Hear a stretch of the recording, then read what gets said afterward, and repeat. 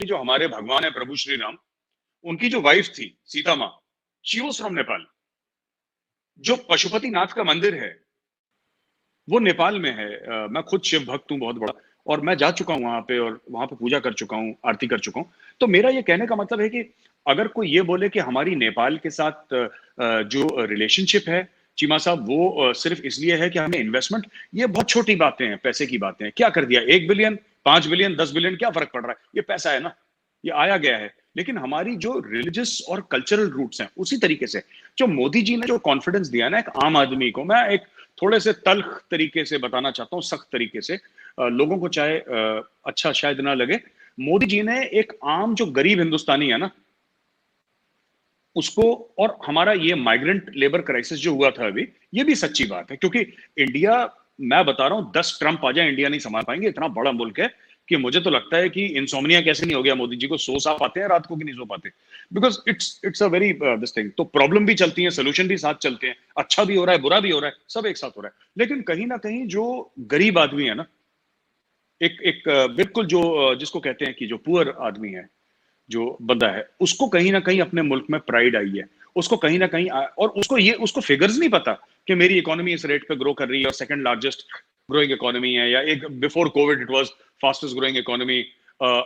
मतलब ये सब जो है ये उसको नहीं पता शायद इतने डिटेल्स, पर उसको कहीं ना कहीं बहुत ज्यादा एक दिल में एक इस चीज का फक्र है, इस चीज का गर्व है, जिसको हिंदी में कहते हैं कि मैं हूं हिंदुस्तान का। इसमें एनआरआई भी शामिल है, वो एक अलग बात है, इन्वेस्टमेंट अलग बात है, पैसा आ रहा है वो अलग बात है। हमारा कल्चर बहुत पुराना है, अभी तो सिर्फ 5-6 हजार साल का पता लगा है, क्योंकि डिगिंग ही उतनी हुई है। अगर आप नीचे जाएंगे तो आपको पता लगेगा हमारा culture is the oldest culture in the world. Banaras को कहते हैं लोग कि oldest city in the world. So लोग कहते हैं कि oldest city in the world. So हमारे पास there was a vibrant India before, and there will be a vibrant India, it is till today vibrant. तो चीमा साहब, अगर मैं आपसे 1 मिनट और की इजाजत ले लूं और एक और चीज बताऊं कि जी जी इस चीज की भी बड़ी प्राइड है कि यहाँ पे अंग्रेज आए, ठीक है, यहाँ पे मुस्लिम रूलर्स आए, कुछ चले गए, कुछ बस गए, सब सब हुआ हिंदुस्तान में, और अच्छी भी चीज हुई, बुरी भी चीज हुई, राइट। लेकिन बात यह है कि मैं, यानी कि मेजर गौरव आर्या, मैं उसी भगवान की प्रार्थना करता हूं जो मेरे पूर्वज 5,000 साल 10,000 साल पहले करते थे। India is the only country in the world जिधर, जैसे आप देखिए यूरोप में, यूरोप पूरा क्रिश्चियन हो गया, ईरान पूरा इस्लामिक हो गया, इजिप्ट पूरा इस्लाम, यहां पे कोई और मजहब माने जाते थे, सिर्फ इंडिया है जो अभी भी हिंदू है। एंड अभी भी अभी भी हिंदू है, और 10 प्रॉब्लम है हमारे पास। ऐसी बात नहीं है कि वी आर परफेक्ट, हम कोई दूध के धुले नहीं, हम कोई परफेक्ट नहीं है, लेकिन आज भी 80-85% ऑफ द पॉपुलेशन हिंदू है, और इसका कॉन्स्टिट्यूशन सेक्युलर है, जिसमें हमारी प्रॉब्लम्स हैं। मैं आपसे ये नहीं कहूंगा कि सिर्फ सेक्युलरिज्म लिखने से हो जाता है, हमारी 10 प्रॉब्लम्स हैं, और मैं उस बात को अग्री करता हूं। लेकिन 80-85% प्रॉब्लम होने के बाद भी ये है इंडिया में, और ये बात आई थिंक काबिले तारीफ है हिंदुस्तान की। बीजेपी के अंदर चीमा साहब एक बड़ा एक फीलिंग आई, जिसको कहते हैं ऑफ बिट्रेयल, कि हमारे साथ धोखा हुआ है। क्योंकि जिस समय वाजपेयी जी मीनारे पाकिस्तान में खड़े हुए थे, बाद में इंटेलिजेंस रिपोर्ट्स ने यह बताया, दुनिया के सामने जाहिर हुआ कि उस समय वो जो लोग थे, जो नॉर्दर्न लाइट इन्फेंट्री के थे, जो आपके मेजर जनरल साहब भी आए हैं, उनका यूट्यूब वीडियो भी मेरे पास पड़ा हुआ है, मैं नाम भूल रहा हूं उनका, और in the line of fire Musharraf की किताब है, और मुशर्रफ साहब ने अपनी किताब में बोला है कि मैं खुद इंडिया गया। तो पहले तो ये लोग कह रहे थे कि पाकिस्तानी ट्रूप्स है ही नहीं इंडिया में, मुशर्रफ साहब ने खूब बोला मैं हेलीकॉप्टर से इंडिया के अंदर गया था जब कारगिल की लड़ाई, नहीं मैंने एक रात बिताई है, कुछ ऐसा उन्होंने बोला था अपने इंटरव्यू में। तो इससे क्या हुआ कि, और जब उड़ी हुआ उसके पहले भी मोदी साहब गए थे वहां पे, और अपने सेरेमनी के लिए, तो ऐसे 2 4 5 जब केस हो गए ना, तो इंडिया का जो मूड है अभी, तो मुझे नहीं लगता चीमा साहब की डायलॉग ये होगा पाकिस्तान में इन द नियर फ्यूचर। ना कोई स्पोर्टिंग एंगेजमेंट होगी, ना कोई कल्चरल एंगेजमेंट होगी, और कहीं ना कहीं मैं आपको बताता हूँ इंडिया का जो मूड है, अब जो पूछते हैं सड़क में, अगर कोई भी आप सड़क पे चलते आदमी को पूछें कि साहब ये क्यों नहीं हो रहा है, डायलॉग पाकिस्तान के साथ क्यों नहीं हो रहा है, तो सबसे पहले आपको यही बोलेगा चीमा साहब कि देखिए साहब, कारगिल कर दिया उन्होंने, 527 हमारे जवान वीरगति को प्राप्त हो गए, जिसको आप कहते हैं शहीद हो गए, हम लोग कहते हैं वीरगति को प्राप्त हो गए। 527 हमारे वीर गति को प्राप्त हो गए। उनकी क्या गलती, हम तो बैठे बैठे पाकिस्तानी फौज अंदर आ गई, फिर हमने जो एक्शन लिया वगैरह वगैरह। और फिर बात करते हैं लोग उड़ी की, लोग बात करते हैं पुलवामा की, ये सब। तो बात ये है ना कि ये 26/11 की बात है। 1993 सुप्रीम कोर्ट की फाइंडिंग्स आई थी 2013 में, I think March 2013, if I am not mistaken, अगर मैं गलत नहीं बोल रहा हूँ। तो इंडियन सुप्रीम कोर्ट की फाइंडिंग्स आई थी कि 3000 किलो आरडीएक्स 1993 बॉम्बिंग्स में इस्तेमाल करा गया था। और दाऊद इब्राहिम था उसका, दाऊद इब्राहिम जो उसका मास्टरमाइंड था, और उसके वो टाइगर मेमन वगैरह जो भी उसके गैंग वाले थे। तो ये सब इसके बैकग्राउंड में एक नेशनल मूड इस समय है। एंड कमर चीमा जिसको इंग्लिश में कहते हैं ना, मैं आपको ये बताना चाहता हूँ कि जिसको कहते हैं ना, जब मूड बहुत ज्यादा खराब हो जाता है, इट बिकम्स एन अगली मूड होता है ना, हम लोग कहते हैं कि इंग्लिश में कहते हैं it's that that national mood has become very this thing. Modi ji कुछ करें, देखिए ही इज, ये मूड ऐसा है कि ये किसी एक प्रधानमंत्री के बस का नहीं है संभालना। It's this this mood, this emotion, ये जो इमोशन इंडिया में है इस वक्त, ये इसकी it has a life of its own Cheema साहब। एंड पाकिस्तान को सबसे पहले इस ये बात, मैं ये नहीं कह रहा कि पाकिस्तान कुछ करे ना करे, वो तो खैर आपकी जो रियासत है वही उसके ऊपर कोई एक्शन, मतलब उसकी सोचेगी, विचारेगी, एक्शन लेगी।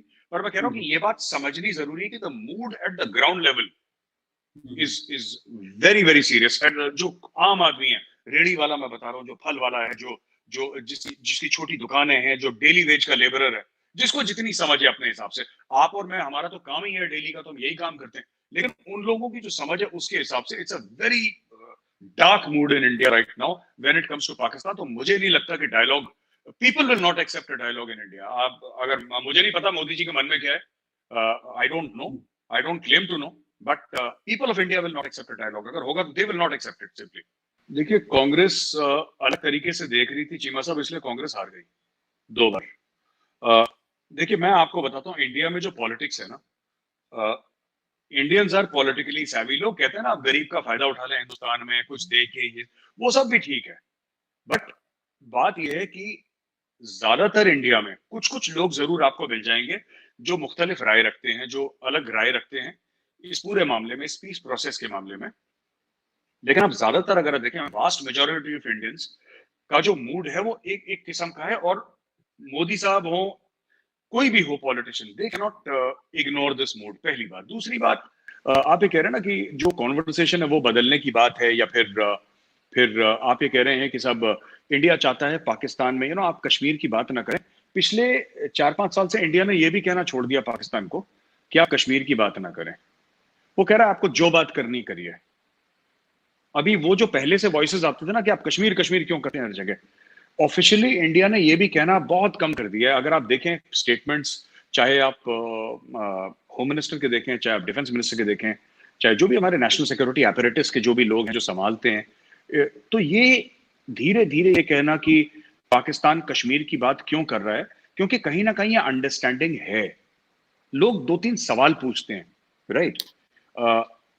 जो अगर मैं चाहूं, फॉर एग्जाम्पल, अगर मैं हूं ऐसा जो मैं चाहता हूं कि, अगर मैं चाहता हूं कि अमन की आशा टाइप का कुछ हो और दोनों मुल्क बैठ के बात करें, लोग ऐसी बात कहते हैं कि कोई भी इंसान चुप हो जाएगा, वो बात नहीं कर पाएगा।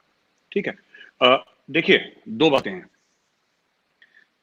जब इंडिया में एक टाइम था जब लोग कहते थे कि जानें बड़ी सस्ती हैं, एक कहावत थी कि हिंदुस्तान में जानें बड़ी सस्ती हैं, और लोग ये भी कहते थे कि हिंदुस्तान में एक किसान की जान और एक जवान की, जवान यानी कि जो हमारा सोल्जर है, और किसान जो कि हमारा जो खाना देता है हमें, जो हमें जो जो किसानी करता है, जो फार्मर है।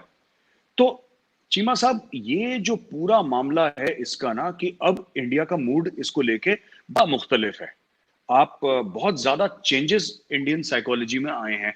और ये बात नहीं कि ये नरेंद्र मोदी ने करवा दिया कोई बटन दबा के, कोई 130 करोड़ बंदों का ना कोई मूड नहीं चेंज कर सकता। मुझे नहीं लगता इसका कोई वे फॉरवर्ड इमीडिएटली है।